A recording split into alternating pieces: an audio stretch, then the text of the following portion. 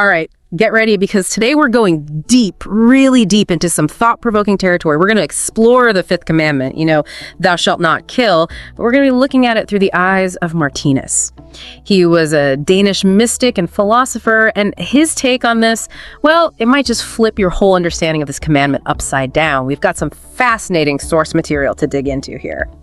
What's really interesting about how Martinus looks at it is he doesn't just see the Fifth Commandment as being about physical killing. Yeah. He actually suggests it's like the foundation for all the other commandments. Wait, hold on. You're saying all 10 commandments come from thou shalt not kill. How does that even work? I'm a little confused. Well, Martinus makes the case that when you break it down, every single violation of those commandments can be traced back to this energy, this core energy of killing or destruction. Yeah. But it goes way beyond just ending a physical life. You got to think bigger, broader. It's about destroying anything, really. Your body, your mind, your spirit, even your potential. Okay, I'm definitely intrigued now, but still a little lost, to be honest. Can you give me an example, something concrete from the source material? Help me wrap my head around this. Sure. In one of the sources, Martinus compares physically blinding someone to basically killing their ability to see. It's a powerful image, right? And it really drives home the point that even taking away someone's ability to experience something is a form of killing.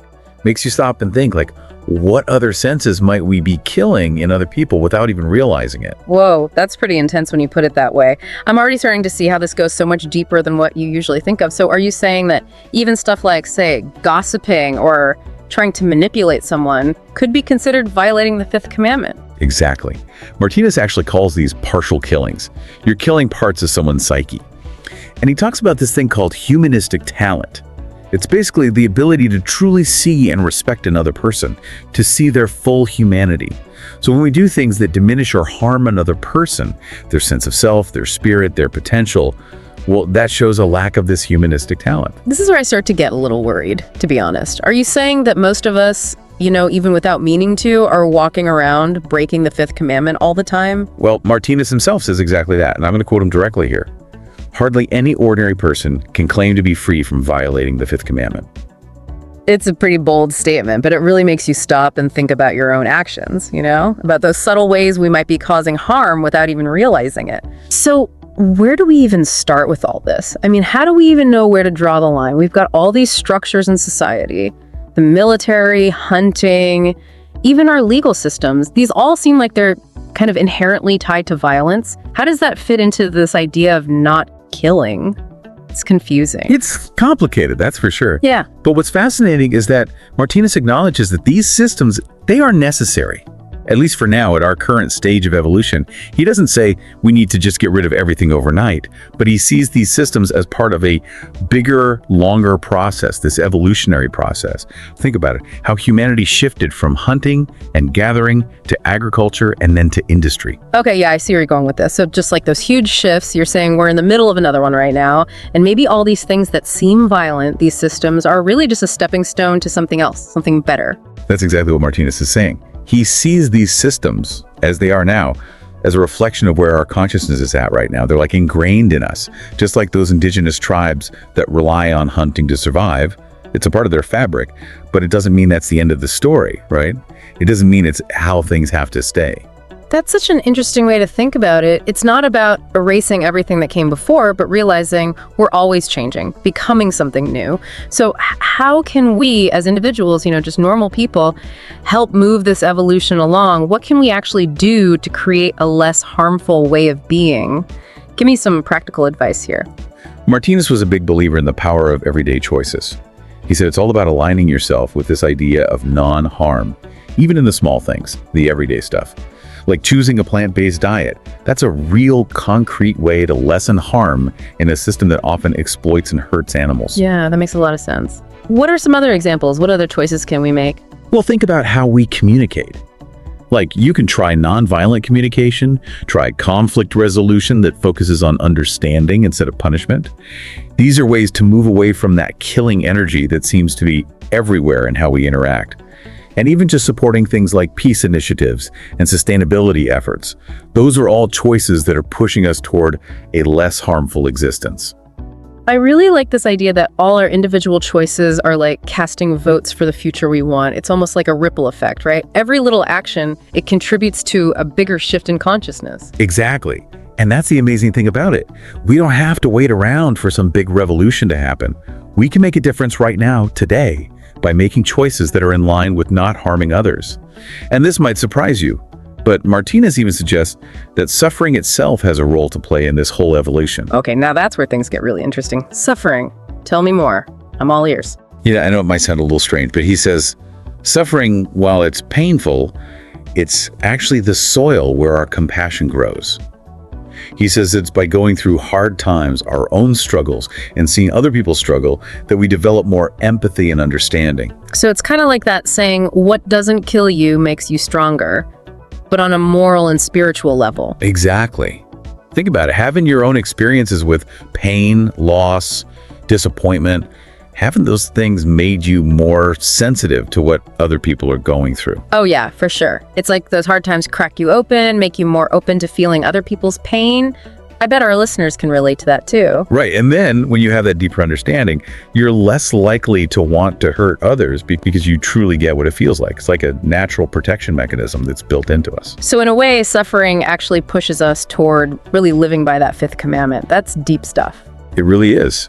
And it brings us to another really important point that Martinus makes. He says that the more compassionate we become, the less we actually need external forms of protection. Like, we don't need to rely on violence and aggression because we're not coming from a place of fear of being separate anymore. So you're saying true protection doesn't come from building walls and having weapons. It comes from cultivating that inner strength, that unwavering compassion. Exactly. Martinus says that's how we break free from what he calls the destructive wave zone. It's this state of consciousness where fear, hatred, and the need to control everything just rule. Okay, I'm definitely hooked now. What exactly is this destructive wave zone, and how do we escape it? Tell me everything. All right, picture it like a radio wave.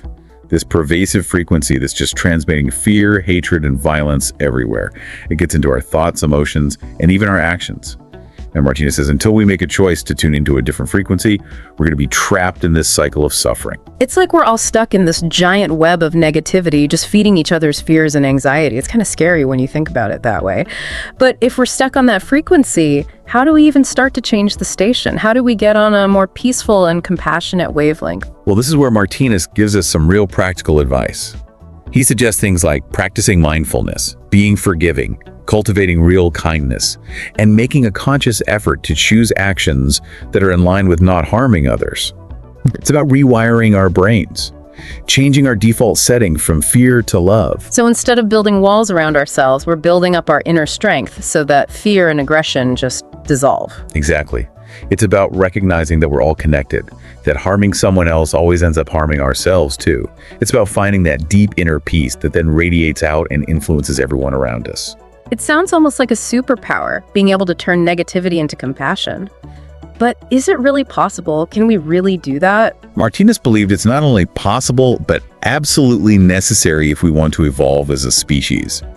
And he points to someone who embodied this perfectly.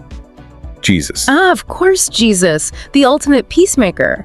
But how does Martinus tie him into this idea of escaping the destructive wave zone? He sees Jesus as like the ultimate example, the archetype of what he calls the human in God's image. Okay, I like that, but I need a little more. What does he mean by the human in God's image? It's about seeing that spark of the divine that's inside each of us, that potential for unconditional love, compassion, and wisdom.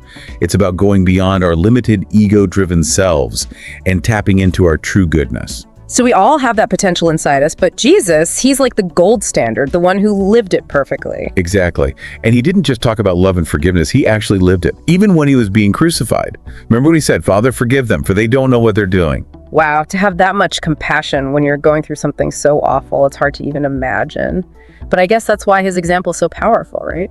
Absolutely. Yeah. It shows us that even in the darkest moments, even when we're surrounded by hate and violence, it's possible to choose love. It's proof that this principle has the power to completely change everything. But makes you wonder, right? How can we, just normal people, with all our flaws, how can we even begin to live like that? Most of us have trouble forgiving people even on a good day. Well, that's where the idea of evolution comes back in. Martinus wasn't expecting us to be perfect overnight. It's a process, a journey where we're constantly trying to live by these principles more and more. So it's not about beating ourselves up for not being perfect pacifists. It's about recognizing that we're all on this path together, all moving toward being more compassionate. Exactly. It's about acknowledging that we're capable of both love and destruction, and then making the conscious decision to nurture the love. Every act of kindness, every time we forgive someone, every time we choose to understand instead of judge, all of those things are contributing to our evolution. This has been so thought-provoking, so much to unpack. I think we need to pause here for a minute and let our listeners digest everything we've talked about so far. It is a lot to process, isn't it? I mean, this idea that even our smallest choices, they can be acts of creation or destruction, It really forces you to look at yourself and the world in a whole new way. It definitely does. And we've talked a lot about individual choices, but I'm still kind of stuck on this whole thing about larger systems, those institutions that just seem so rooted in violence, like the military or the justice system. If we're trying to get to this place of no harm, how do we deal with those things? How do they fit in? That's a tough question, and Martinus grapples with it too. He gets it, He knows these systems are so deeply ingrained in our society. I mean, they've been around for thousands of years, developed from traditions, our basic survival instincts, this need for order and structure. Yeah. It's almost like they're imprinted on us collectively, kind of like those really ingrained habits we all have. Okay, I get that they've developed over time, but if the goal is this evolution toward no harm, how do we actually reconcile that with the fact that these systems exist? It feels kind of contradictory. And that's where Martinus brings up this really fascinating idea of evolution, not just biologically, but like on a societal level, on a spiritual level too. He says that just like how humanity shifted from hunting and gathering to agriculture and then to industry, we're ready to evolve beyond systems that rely on harm. I'm really interested in this. So it's not about just getting rid of everything overnight, but more about understanding that we're always changing, becoming something new. Exactly. It's about realizing that change is going to happen no matter what, and that we can actually help shape that change. Martinus makes this really compelling comparison to those indigenous tribes that live close to nature. Hunting traditions, they're often woven into their whole way of life. For them, those traditions are as natural as breathing. But he asks, are those traditions really a blueprint for the whole human race as we evolve? That's a great comparison. It really shows how important context and evolution are. So if we bring it back to our own lives, how can we, right now, contribute to this evolution toward a less harmful way of being? Martinus says it starts with those little choices we make every single day. Those micro choices, For example, think about shifting to a more plant-based diet. That's a direct way to reduce our participation in systems that harm animals. Okay, that's a concrete step we can all take. What else? Exploring nonviolent communication, that's another powerful tool. And it's not just about what you say, it's how you say it. It's about going into conflicts, wanting to understand the other person, not punish them. And of course, supporting those initiatives that promote peace and sustainability, those are all actions that align with a larger shift in consciousness. I really like this idea that all of our individual choices, even the small ones, can contribute to this big evolution we're talking about. It's empowering, like you're part of something much bigger. It is empowering. It's like every time you choose to be kind, every conscious choice you make to reduce harm, it's like casting a vote for a more compassionate and peaceful future. Yeah, almost like we're all in this massive experiment and we each have a say in how it turns out. But before we get too carried away with all this optimism, Martinus also says something that I found a little confusing. He talks about suffering playing a role in developing our humanistic abilities. Can you explain that a little more? Absolutely. Yeah. I know it might sound strange at first, but Martinus says suffering, while it's definitely painful, it's actually like the fertile soil where our compassion grows. He says it's through going through hard times, our own struggles, and seeing other people struggle that our empathy and understanding get deeper. So it's like that saying, what doesn't kill you makes you stronger, but in a moral and spiritual sense. Exactly. Think about it. Having your own experiences with pain, loss, disappointment, all those tough things, haven't they made you more sensitive to what other people are going through? That's so true for me, definitely. It's like those experiences make you more open, more receptive to other people's pain. Exactly. And when you have that deeper understanding, you're less likely to want to hurt others because you truly get what it feels like. It's like a natural protection mechanism that's built into us. So suffering is almost like a catalyst, pushing us towards really embodying that fifth commandment. Yeah. It is. And it brings us to another really important point that Martinus makes. He says the more compassionate we become, the less we need those external types of protection. Like, we don't need to rely on violence and aggression so much because we're not coming from a place of fear and separation anymore. So true protection comes from inside. It's about cultivating inner strength, that unwavering compassion as our ultimate shield. You got it. Martinus says that's how we break free from what he calls the destructive wave zone. It's this state of consciousness where fear, hatred, and this need to control everything just rules. Okay, we talked about this a little earlier, but can you break this destructive wave zone down a bit more? What exactly is it, and how do we get out of it? Think of it like a frequency, an energetic vibration that gets into our thoughts, emotions, and actions. It's fueled by fear, separation, this belief that we need to protect ourselves from others. It shows up in everything from individual acts of violence to big global conflicts. It's like we're all caught in this big web of negativity, feeding into each other's fears and anxieties. Exactly. And as long as we're operating on that frequency, we're stuck in this cycle of suffering, no matter how many walls we build or how many weapons we have. It's like trying to put out a fire with gasoline. So how do we get out of this? How do we shift ourselves to a more peaceful and compassionate wavelength? That's where things get really interesting. Martinus suggests things like practicing mindfulness, forgiveness, cultivating real kindness, making choices that align with non-harm. Okay, I see. But those are all internal practices, right? How do they actually keep us safe in the real world? It's about a fundamental change in how we see and interact with the world. It's realizing that we're all connected, and that when we harm someone else, we're ultimately harming ourselves too. It's about developing a deep sense of inner peace that radiates outwards, influencing the people around us. So instead of depending on external things to keep us safe, we're cultivating inner strength, a compassion that's so strong it dissolves fear and aggression. Exactly. And when we have that inner peace and understanding, we start to make different choices. We choose love over fear, forgiveness over resentment, understanding over judgment. Okay, I think I'm starting to get the big picture now. It's not about being passive or naive. It's about having this really strong inner resilience so we can go through the world with more wisdom and compassion. You got it. And, Martinus points to someone who's a perfect example of this, Jesus. Yes, Jesus, the ultimate example of non-harm. But how does Martinus connect him to all of this? He sees Jesus as the perfect example, the archetype of what he calls the human in God's image. Someone who completely rose above that destructive wave zone. Can you break that down a bit more? What does he mean by the human in God's image? It's about recognizing that spark of the divine in each of us, that potential for unconditional love, compassion, and wisdom. It's about going beyond our limited, ego-driven selves. So we all have that potential, but Jesus, he lived it to the fullest. Exactly. He didn't just talk about love and forgiveness, he actually lived it, even when he was being crucified. Remember those words, "Father, forgive them, for they know not what they do."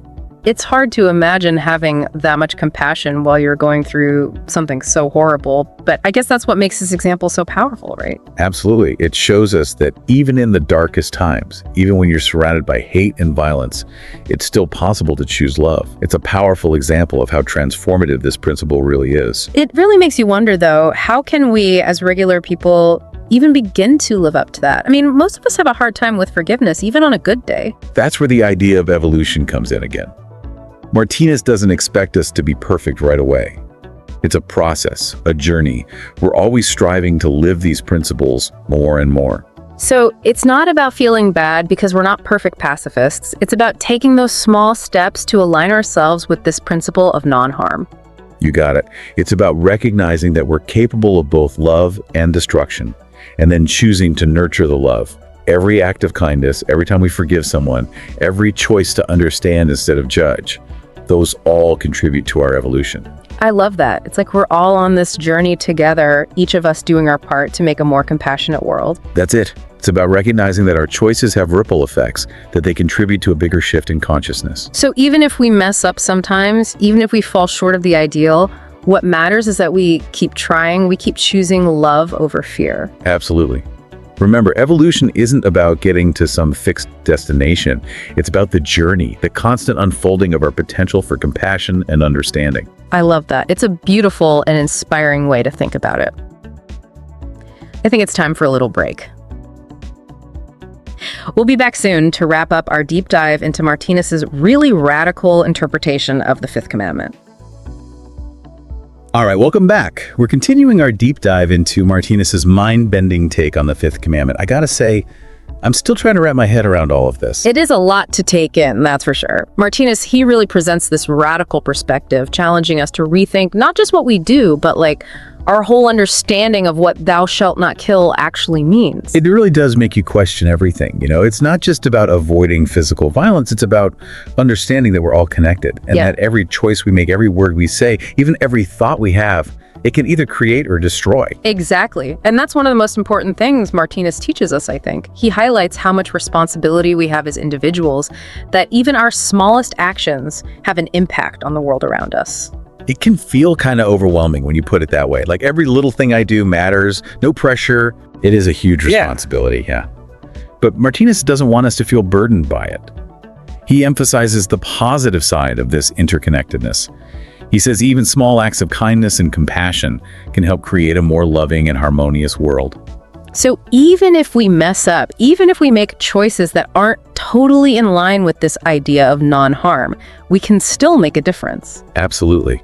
It's all about striving to do better, committing to aligning our actions with our best understanding of this principle, and remembering that we're all on this journey together, always evolving. That's a really comforting thought. It takes the pressure off needing to be perfect and just lets us focus on moving in the right direction. So as we wrap up our deep dive into Martinus and this radical interpretation of thou shalt not kill, what's the one thing you hope our listeners will really take away from all of this? I think the most important thing to remember is that we have to make conscious choices, even when we're surrounded by systems and structures that seem to go against this principle of non-harm. We can't always control what's happening around us, but we can control how we react, how we act. And when we do that, we help create a world that reflects those values. It's like that Gandhi quote, "Be the change you wish to see in the world." We can't just sit around waiting for someone else to create a more peaceful and just world.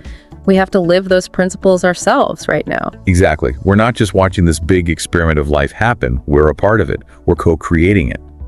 We have the power to shape our own destiny and the destiny of all humanity. I love that. It's a good reminder that we're not just passengers, we're the ones driving.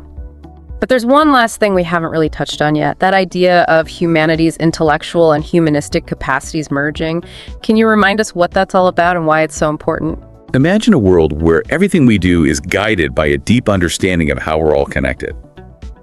A world where reason and compassion aren't seen as opposites, but as two sides of the same coin.